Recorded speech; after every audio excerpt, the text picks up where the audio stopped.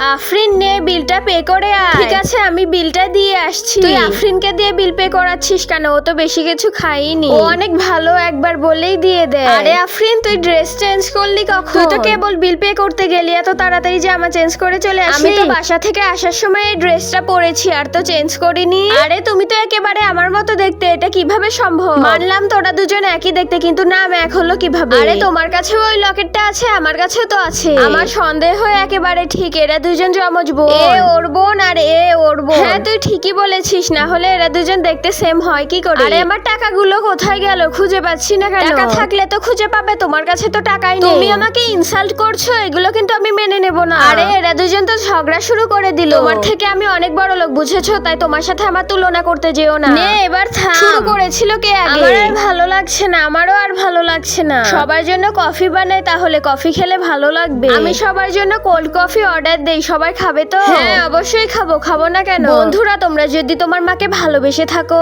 আর এই ছবিটিকে সুন্দর মনে করে থাকো, তাহলে ভিডিওতে একটি লাইক করে চ্যানেলটি সাবস্ক্রাইব করে দাও।